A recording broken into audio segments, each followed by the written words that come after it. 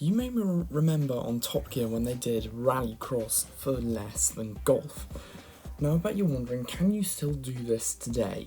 Well, I did a calculation, so I looked at the average cost of a new set of golf clubs, I looked at an average club membership, and I also looked at golf lessons, and that adds up to £3,600, which is a lot of money to get started.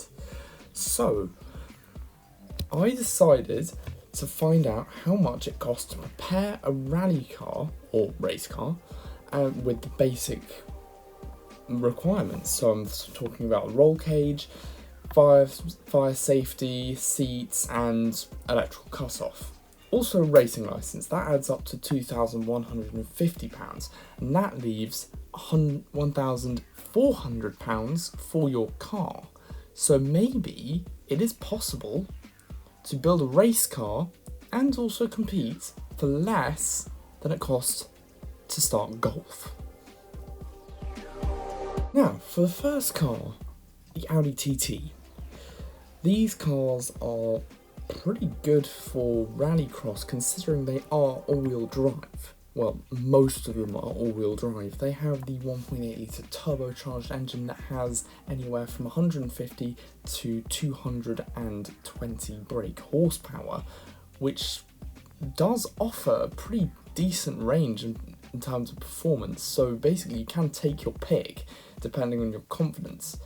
These are also pretty good race cars, they handle decently well, and they are available for within budget. Now, if you want to go into motorsport for a competitive reason, I would probably recommend the MX-5 as a good starting point because there are existing race series where you can race spec MX-5s. So basically MX-5s which have been race prepped, and you can sort of enter an entire series which is just MX-5s. These are great starter race cars, they're very easy to work on, they handle very well, and they're pretty cheap to run. There are loads of parts for them. Back to rallycross, you might want an actual rally car.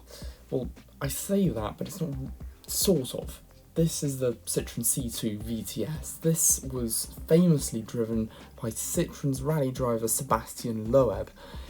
The C2 VTS was very popular back in the early 2000s, especially amongst young drivers, because you could get it with free insurance. So it's still pretty cheap.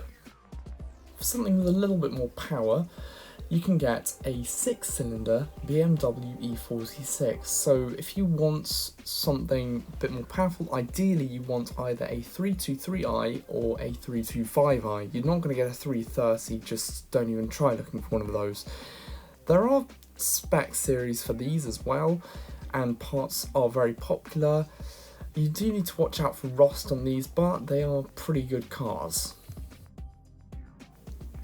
So if you're looking for something a bit more different, you could get a Toyota Celica. Has fairly similar power to the BMW, front wheel drive, so a bit more forgiving, less likely to spin out. However, these don't really take extra power very well, which is a bit of an issue if you're going to be a bit more serious about your track day. But you can still get these within budget. You can even find the 190 horsepower versions, so this might be a good choice if you're a beginner.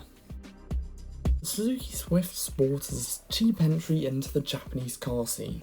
These things have plenty of modifications, they handle well, and they're super fun to drive thanks to their variable valve timing. There is a series for these. I don't know if it takes place in the UK, but these are another good spec car if you're looking to race competitively.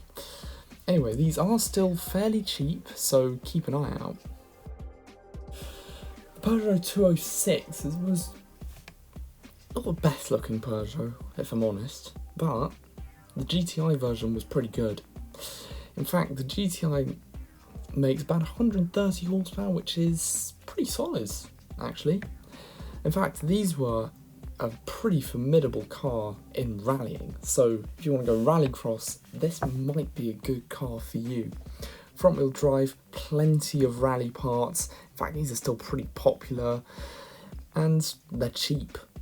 which is pretty good news if you're looking to do this on a budget. Okay, I didn't know these existed for £1,400, but they do. Not in the best condition, but they exist. The Renault Twingo 133. The Twingo 133 was the cheap RS, and it still is one of the cheapest Renault sports cars that you can get. These things have 133 horsepower, and they're actually a lot cheaper than the Abarth.